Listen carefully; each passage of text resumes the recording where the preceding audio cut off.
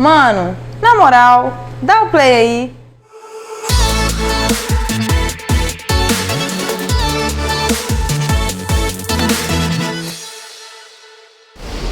Fala galera, tá no ar a lição em pauta dessa semana. E aí, tudo bem com você? Aproveita, já deixa o seu like nesse vídeo, inscreva-se nesse canal e compartilha pra geral, fechou? Bom, por que uma mulher em dores de parto quer segurar a mão do marido? E por que as pessoas, quando estão em seu leito de morte, desejam estar cercadas pela família? A resposta é simples: para se sentirem apoiadas. Elas desejam saber que alguém se importa com elas. Deus conhece e atende essa forte necessidade emocional do ser humano. Você lembra do que está escrito lá em Salmos, capítulo 23, verso 4? Ainda que eu ande pelo vale da sombra da morte, não temerei mal nenhum, porque tu estás comigo. Quando compartilhamos a dor de alguém, nos tornamos mais íntimos um do outro. Isso cria um vínculo forte. Eu quero ler para vocês aqui um texto que está lá em Filipenses capítulo 2, verso 7, que diz assim: mas esvaziou-se a si mesmo, vindo a ser servo, tornando-se semelhante aos homens. Amém. Sabemos que a figura do servo messiânico é um tema central no livro de Isaías. Após ter falado sobre o nascimento, identidade e a trajetória do libertador divino, Isaías finalmente revelou a tragédia suprema que nos dá esperança, a fim de alcançar, salvar e curar pessoas perdidas como nós. É que o servo de Deus suportaria voluntariamente o nosso castigo e o nosso sofrimento. Nós vamos falar um pouquinho sobre o servo de Deus. Vamos atentar para alguns detalhes. Isaías capítulo 49, do verso 1 ao 13. Não vai dar para a gente ler aqui, mas é interessante depois vocês lerem esses textos em casa. Mostra que o servo messiânico passaria pelas mesmas dificuldades que nós enfrentamos, ou seja, ele sofreria conosco. Isaías capítulo 50, do verso 4 ao 9, mostra a dependência do servo para com Deus.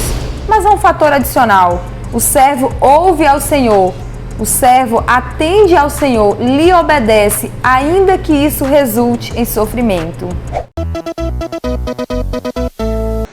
O servo não somente passaria por uma experiência humana degradante, mas ele faria isso voluntariamente. O fato de que Cristo suportou o nosso sofrimento de forma voluntária deve nos confortar quando voluntariamente levarmos a desonra que ele suportou.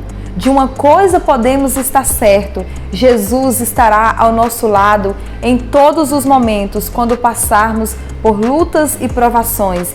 Ele estará ao nosso lado, Ele nos honrará. Cristo enfrentou tudo, inclusive a crucifixão, não fazendo caso de ignomínia. Ao contrário, Ele intercedeu por seus acusadores.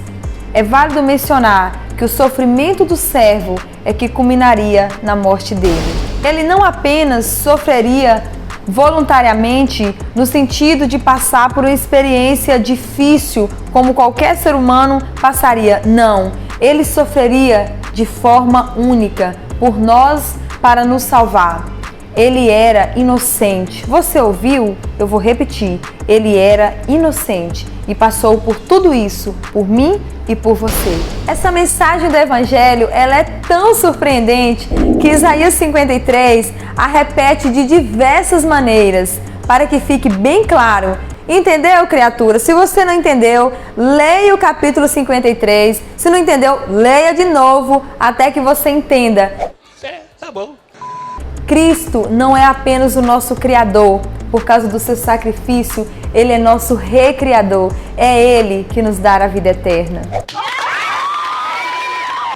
O servo do Senhor justificaria muitas pessoas. Isto é, ele as declararia inocentes, como se nunca tivessem cometido erros. Já pensou nisso? Certamente que sim.